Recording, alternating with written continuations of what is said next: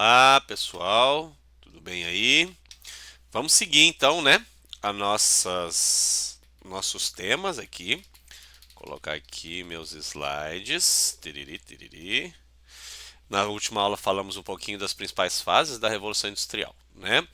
E hoje a gente vai falar do ponto 2.3. Vamos nos deter um pouco mais, né? Nesse ponto.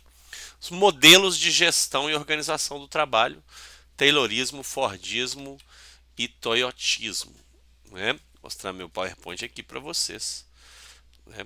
Então a gente tem aí no inicinho do século XX, nós temos o desenvolvimento do que a gente chamou depois de Taylorismo, né? Por causa da obra do Frederick Taylor, no inicinho ali do século XX, né? E a ideia do Taylor era, a partir do pensamento, das reflexões de outros caras anteriores, né? Mas ele propõe uma grande sistematização do setor industrial, dos setores produtivos, né? Em bases mais racionais, porque até o momento em que o Taylor aparece, havia uma grande variedade de formas nas quais as empresas se organizavam, né? E havia muita tentativa e erro, né? Nesses processos industriais, produtivos. E aí o Taylor fala, olha, é um momento, né, em que a ciência, tá, as ciências exatas, sobretudo, estão com grande prestígio dentro da sociedade, né? Final do século XIX, começo do século XX, você tem o desenvolvimento, inclusive, de muitas novas ciências, né?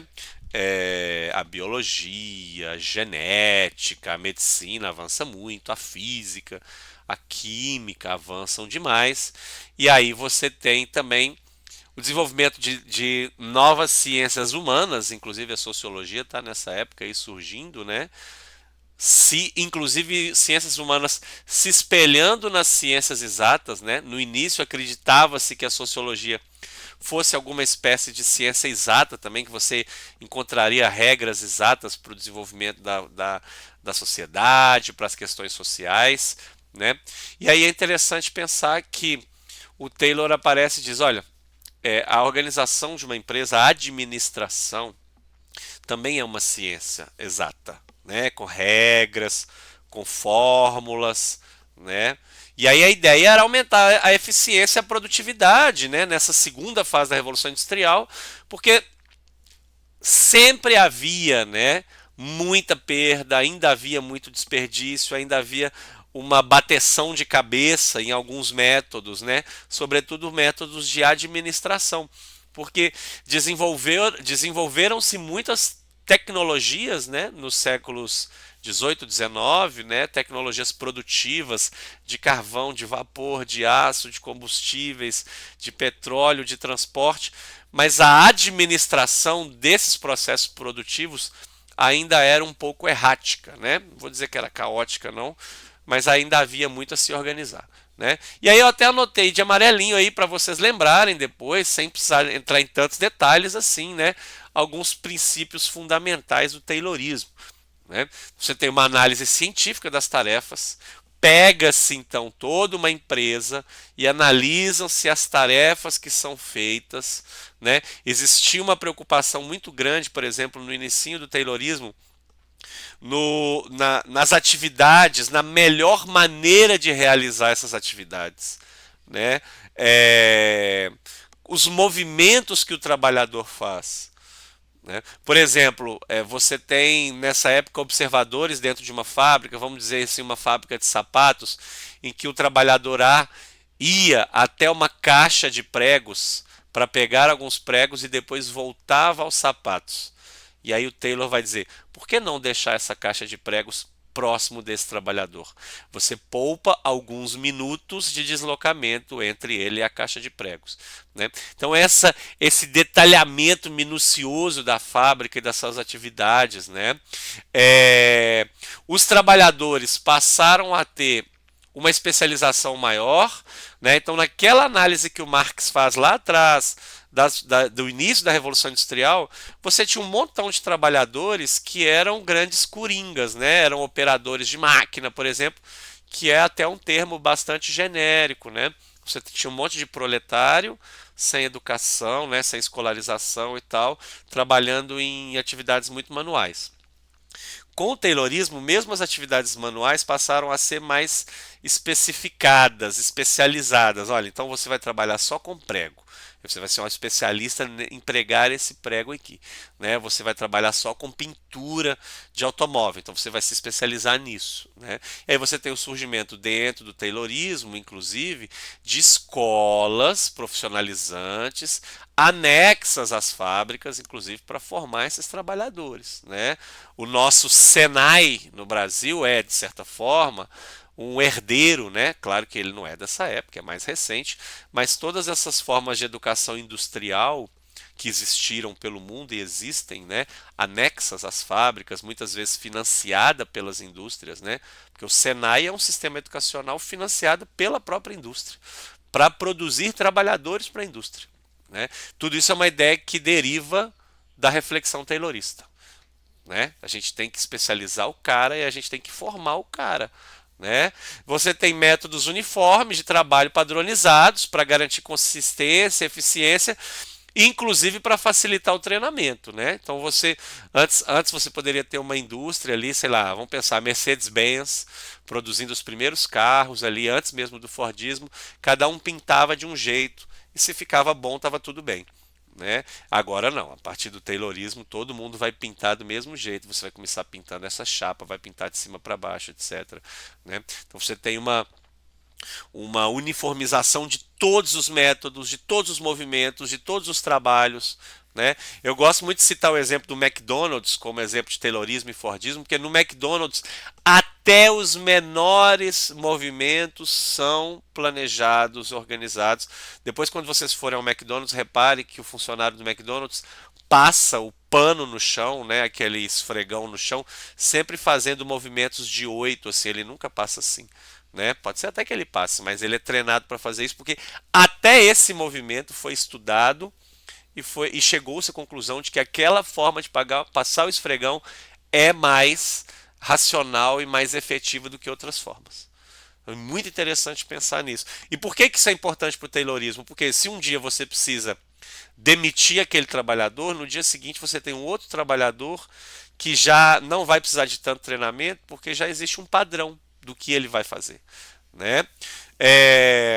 Então, os métodos de trabalho tradicionais vão ser substituídos aos poucos por procedimentos cientificamente estudados. Vou me apagar um pouquinho aqui para a gente continuar vendo o slide. Tá? Tem uma determinação de tempo ótimo, né? Então, o estudo dos movimentos, o tempo ideal de execução. Né?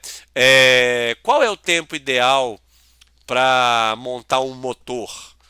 Né? Qual é o tempo ideal para colocar cadarços num sapato? O tempo ideal é de 35 segundos. Então, se você faz menos com 35 segundos, vão chamar sua atenção, você vai ter que fazer direitinho, etc. Né? Você vai ser incentivado a acelerar mais.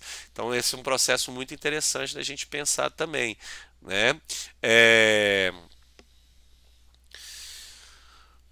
Eliminação de movimentos desnecessários, como a gente falou, o uso de cronômetros, né? Então é uma época em que o Taylor enche as fábricas, né? O Taylor, seus seguidores, seus estudantes e tal, eles vão encher as fábricas de observadores, né? Para observar movimentos, para observar conversas, para observar a chegada e a saída dos trabalhadores. E no final das contas é tudo um processo de mensuração de eficiência, né, gente? Esse é um ponto importante aí. O que o Taylorismo está querendo é mensurar, né, de certa forma, a eficiência, né, daquela forma de produção. Né? E aí você tem, então, a introdução dentro da fábrica de um processo muito complexo, grande, né, pesado e autoritário também naquela época de supervisão. Né? Então você vai ter supervisores, né? Vocês lembram lá do filme do Charlie Chaplin, né? O tempo inteiro o Charlie Chaplin está sendo supervisionado por um cara que é o, sei lá, meio vilão do filme, né? Uma espécie de capataz, né? E aí é muito interessante que tem uma cena desse filme, se quem não viu ainda pode dar uma olhada no YouTube os melhores momentos, Alguns momentos em que o Charlie Chaplin vai ao banheiro e no banheiro ele encosta um pouco para fumar um cigarro e aí aparece uma câmera e uma tela com o dono da empresa, o chefe dele, dizendo: volte ao trabalho. Né? Mais do que uma crítica ao nosso sistema atual, né, de vigilância pelas câmeras, etc., o Charlie Chaplin já estava fazendo uma crítica ao Fordismo ali, uma crítica marxista, né, ao Fordismo, ao Taylorismo, porque já havia muita supervisão nas empresas, né? Então, tá definido que o tempo que cada um precisa para ir no banheiro é de 1 minuto e meio. Se passou de 1 minuto e meio, vai tocar uma campainha, alguma coisa assim, né? Então, você tem uma hierarquia muito rígida, né? Um sistema de pagamento por desempenho. Então, você tem uma série de países ainda que não tem salário mínimo direito, ainda existe uma desregulamentação, né, nos setores produtivos. Então, você consegue pagar por desempenho, né? Produziu mais, produziu menos, ganha menos, etc. Né? E uma ênfase muito grande na produção. Produção é igual a remuneração, né? Um incentivo a hora extras, etc. Bom, críticas sempre teve, né? Naquela época já tinha críticas até hoje, né?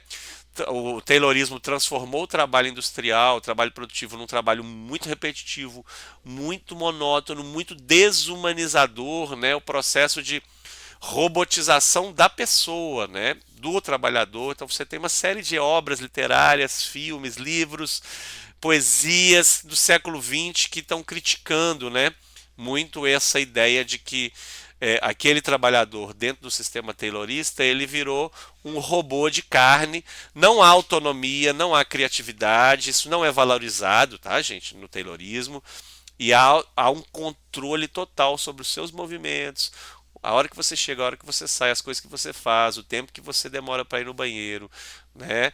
E é esse processo muito rígido de vigilância, de hierarquia, vai gerar conflitos, vai gerar tensões, né? Vai gerar mais mobilização sindical, né? No século XX inteiro. É, como uma forma de resistência a essa rigidez na produção, a falta de autonomia, a exploração mesmo, né?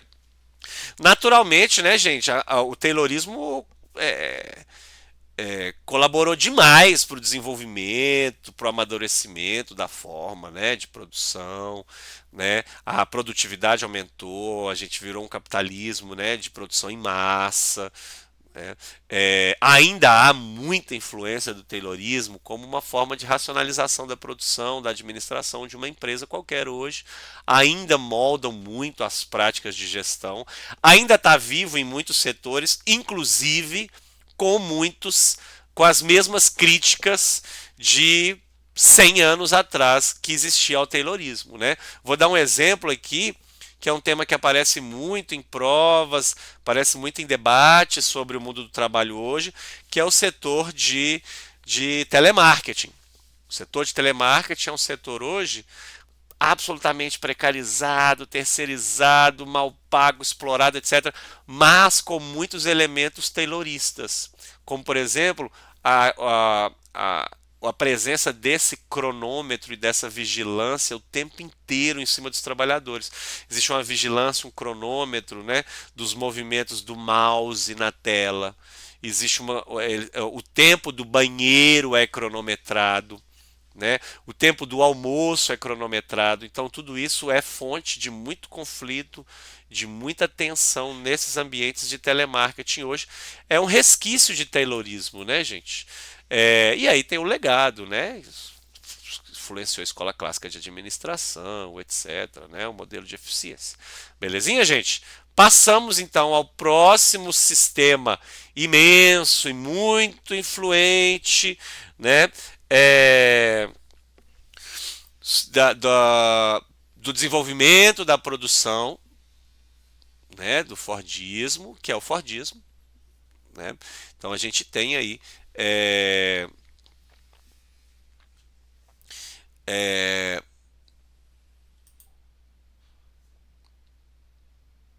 então o Fordismo, né? A gente tem uma influência muito grande aí do Fordismo até hoje também no processo produtivo de administração de empresas, né? Então, o Fordismo ele segue em várias linhas gerais, né, os princípios do Taylorismo, né, essa racionalização da produção, da administração, uma hierarquia rígida, cronometragem das tarefas, o planejamento dos movimentos, etc.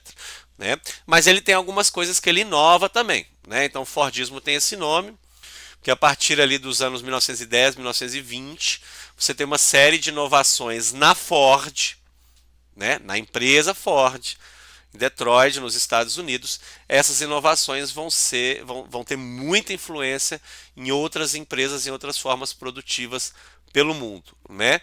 A principal delas, coloquei aí, tá, gente, de amarelinho aí para vocês pensarem, né, lembrarem depois. A principal delas é a padronização, produção em série e, sobretudo, a linha de montagem. Né? Então, antes do Fordismo, os trabalhadores estavam se deslocando dentro da empresa. Então, um exemplo que eu sempre dou, que é fácil de fazer a comparação, é a Mercedes-Benz, ela existia por pelo menos 50 anos antes do Fordismo aparecer. Né? A Mercedes-Benz aí é uma fábrica que data aí do final dos anos 1870, comecinho dos 1880, produzindo automóveis, produzindo depois caminhões e tal, né? Na Mercedes-Benz original, na Alemanha, finalzinho do século XIX, começo do século XX, o automóvel ficava parado e os trabalhadores circulavam na fábrica, as equipes indo de carro em carro, montando as peças que precisavam. Já existia uma divisão do trabalho, óbvio, muito complexa, mas os produtos ficavam parados. Isso tornava o tempo de produção muito grande.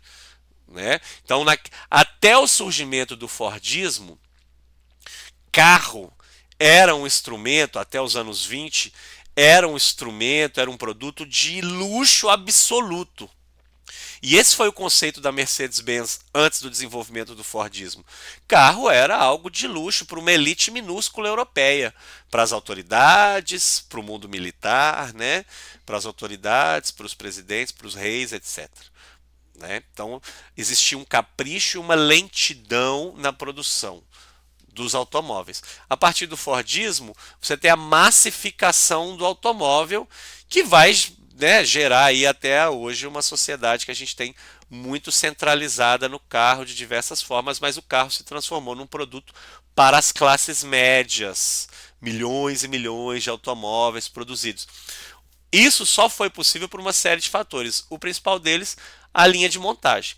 Então, na Ford você tem então as equipes em cada parte da fábrica e uma grande linha de montagem.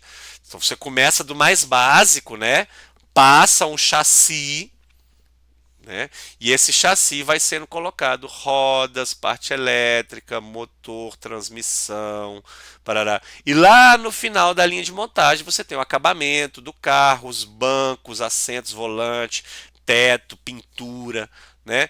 Tem alguns vídeos bem legais no YouTube, bem curtinhos, com a produção, mostrando a produção do Ford modelo T, né, que é o principal automóvel nessa época, e é o grande resultado do desenvolvimento do Fordismo, é o Ford T, que é considerado o primeiro carro popular. Né? São milhões de unidades produzidas, um carro simples. A ideia de um carro assim, né, para os trabalhadores, para a classe média, um carro que pudesse ser usado por uma família em diversas possibilidades, né, estrada de terra, estrada de asfalto, etc. Então você tem no YouTube alguns vídeos de 3, 5 minutinhos em que você vê claramente a linha de montagem, os Fords T saindo aí. E aí, em comparação com aquela Mercedes-Benz lá passada, né, a produção do Ford T, de um Ford T, era uma questão de horas. Então você tinha uma fábrica com a possibilidade de produzir centenas de carros por semana, milhares de carros por mês, etc. Né? Então você tem uma linha de montagem, né? Há uma produção contínua, não para o tempo inteiro produzindo, né? Um grande estoque, isso aí depois vai gerar alguns problemas, nós vamos falar mais adiante. Um grande estoque de matérias-primas, um grande estoque de produtos para serem vendidos também, né? Padronização de componentes. Então a Ford vai padronizar, por exemplo, na época do modelo T, né? Você tinha vários outros modelos da Ford, mas todos os modelos compartilhavam, por exemplo, o mesmo velocímetro, as mesmas rodas, o mesmo diâmetro de pneu, que é uma coisa que as indústrias automobilísticas e as indústrias em geral, de todos os produtos, fazem até hoje, né? Você pode comprar um carro da Fiat que custa mais barato, você pode comprar um carro de luxo da Fiat, e você vai ter vários componentes em comum, né? A pastilha de freio, sei lá, vai ser a mesma, um determinado fio vai ser o mesmo, porque isso diminui custos, né? E você tem uma padronização também. Então, por exemplo, na época do Ford T, todos os veículos saíam na cor preta, né? Um carro popular, a ideia de que o consumidor estava trocando, né, a possibilidade de escolher por preço, né? E aí o preço ditava tudo, então saía sempre preto, era uma tinta mais barata, era uma tinta que secava mais rápido,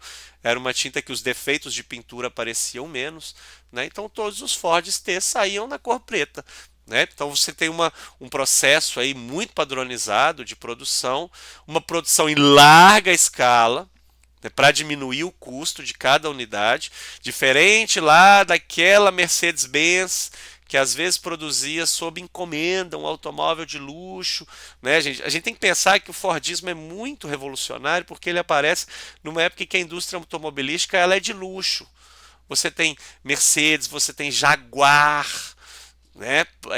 Indústrias que estão produzindo automóveis praticamente de forma artesanal, né? Sob encomenda. E de repente vem um cara e produz automóvel de um jeito que é muito revolucionário, né? E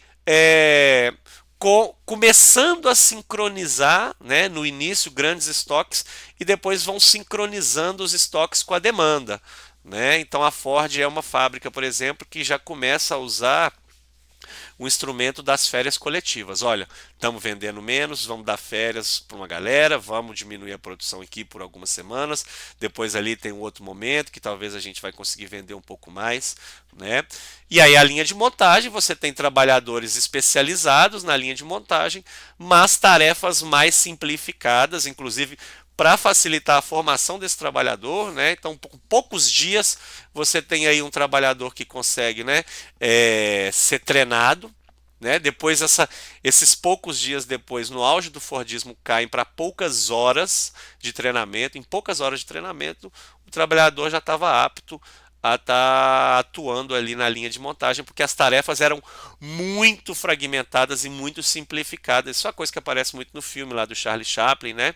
O cara que só aperta um parafuso, né? Então, tarefas específicas, repetitivas, um treinamento muito rápido, um ritmo ditado pela máquina, eficiência máxima, né? Às vezes a linha de montagem andando mais rápida, às vezes a linha de montagem andando mais devagar, né? E uma produção contínua o tempo inteiro, né? A Ford, nessa época, trabalhava 24 horas, funcionava 24 horas, funcionava fim de semana, né? Ainda você tinha uma legislação trabalhista nos Estados Unidos muito embrionária, né? Longas jornadas de trabalho também, né? E aí você tem uma integração muito vertical, um controle muito rigoroso, mas uma fábrica ainda muito hierarquizada, né, gente? Assim como era no Taylorismo, né? Existe um controle central do Ford, do Henry Ford e do seu comitê de produção, de administração lá, um controle imenso dele e dos seus auxiliares mais próximos, desde a produção de matéria-prima, da borracha que vinha do Brasil, dos fios elétricos que vinham de um outro estado, das lonas, do couro que vinha lá de Montana, nos Estados Unidos, sei o que, até a distribuição do produto se tinha um controle total muito centralizado, né? A Ford nesse momento, né, o Fordismo, isso também é uma coisa que vai marcar muitas outras empresas no século XX, né? Tentando reduzir a dependência da empresa dos fornecedores externos de matérias-primas, né, de insumos, porque esses fornecedores externos você tinha às vezes uma diferença de preço, né, de sazonalidade. Então, nessa época, por exemplo, com um exemplo muito interessante, a Ford tentou construir no interiorzão da Amazônia uma cidade que fosse da Ford, com permissão do governo brasileiro, ali por volta dos anos 1920, né, para produzir borracha em loco. Ao invés de comprar de todos os intermediários que vendiam a borracha brasileira, né, saindo do Brasil, chegando nos Estados Unidos, tinha um monte de intermediários, desde lá do interiorzão do Acre, o intermediário A, B, C, D, que aquela bola de látex ia ser transformada num outro produto para depois vulcanizar e depois fazer o pneu. A Ford pensou: não, eu quero controlar isso também. Né? Esse projeto no Brasil não funcionou. Né? Mas é um exemplo dos objetivos do Fordismo na época. Né? Depois, se você tiver curiosidade, coloca no Google aí a história de uma cidade chamada Fordlândia. Né? Se eu não me engano, era no interiorzão do Pará naquela época. Né? Posso estar enganado aí da localização, depois você dê uma olhada. Né? Então, a redução da dependência de fornecedores externos. A Ford chegou a ter nos Estados Unidos criação de gado, né, para fornecimento de couro, chegou até as suas próprias ferrovias. Né? Então, esse é um processo que várias outras empresas também tentaram. O fornecimento próprio de energia elétrica. Né? Então, reduzir ao máximo essa dependência de outros intermediários, né? Um controle muito estrito da produção e uma ênfase, assim como era na época do Taylorismo, né? De uma eficiência muito grande, né, gente? Isso é um ponto importante para a gente pensar. Né? E aí uma inovação muito importante nos recursos humanos, né? No setor de RH das empresas. Né? A Ford foi a primeira empresa que realmente aumentou salários, né, de uma forma significativa, visando a atração de bons profissionais, retenção desses profissionais. O objetivo da Ford naquela época era que um trabalhador passasse a vida na Ford, né, fosse fiel à empresa. Né. Surgiram, a Ford, né, criou clubes, associações, piscinas, né? Benefícios de assistência médica, habitação, né? Que é uma ideia de que o trabalhador deveria estar satisfeito, inclusive para ele não entrar no sindicato. Né? Porque a Ford também tinha um medo muito grande da sindicalização. Nessa época, o sindicato desse setor automobilístico nos Estados Unidos era um sindicato relevante, forte. Né? Mas a ideia era de ter uma rotatividade menor. Né? Uma outra inovação importante foi, inclusive, a Ford foi uma das primeiras empresas a reduzir o horário de trabalho, a jornada de trabalho de 8 horas, mais ou menos, antes da lei das 8 horas, porque a ideia é que o trabalhador tivesse tempo, depois da sua jornada de trabalho, para poder consumir. Né? Então não adianta nada você liberar o trabalhador às 10 da noite se todo o comércio, se tudo está fechado, né? Um trabalhador sendo liberado do trabalho, trabalhando com eficiência, ele não precisa ficar até meia-noite também. Né? Ele vai sair lá da fábrica por volta das 5 horas da tarde, 4 horas da tarde, e ele vai consumir. Né? Ele vai ao restaurante, ele vai ao cinema, ele vai ao teatro, ele vai levar a família ao parque de diversões, coisas que indiretamente também geravam lucro para a própria Ford. Né? E aí você tem uma série de críticas e transformações posteriores, né? Também uma monotonia, uma robotização, um trabalho muito monolítico, né? Um trabalho muito sem muita diversificação, né? Muito monótono, muito alienado, né? Não havia espaço para criatividade, não havia espaço para trabalho em equipe, né? E aí, aos poucos também, pós-Fordismo, né, o Fordismo vai se transformando, está presente aí nas nossas vidas, certo sentido, né, mas também foi se transformando em sistemas mais flexíveis também, com o passar do tempo. Né, mas ainda, né, você tem aí, até marquei de amarelinho, você tem um legado indissociável, indiscutível do Fordismo na produção moderna até hoje. Né? Na produção de massa, nos recursos humanos de uma empresa, na administração de uma empresa, nas práticas de gestão, na organização do trabalho, na ideia, por exemplo, de de estabilidade do trabalho, que é uma ideia que atualmente já não é tão forte, mas que até os anos 90, né, você tinha o trabalhador ali a vida inteira na empresa. O Homer Simpson por exemplo, a história do Homer Simpson é essa, né? O cara tá lá há 30 anos na empresa do Sr. Burns lá, né? Então é muito interessante pensar, né, nessa lógica que o Fordismo deixou para a gente, né? E aí, para a gente pensar, né, gente, Fordismo, né? O McDonald's, que não é setor produtivo, né, de bens de consumo, é setor de serviços, né? Mas o McDonald's é um excelente exemplo para a gente pensar hoje ainda, né, nas, na influência, no legado, na herança, tanto do Taylorismo quanto do Fordismo, né? É, em diversos setores. Né? O que faz do McDonald's hoje uma empresa global de tanto valor, de tanto poder? Né? São práticas fordistas. Você tem dentro do McDonald's basicamente uma linha de montagem de um sanduíche, né? E a ideia do fast food é exatamente essa, né? Que o sanduíche chegue até você com rapidez. Se demorar, compensa mais você ir a um outro lugar, a um restaurante, a um outro lugar. Há lugares que servem sanduíches com menos pressa, né, gente?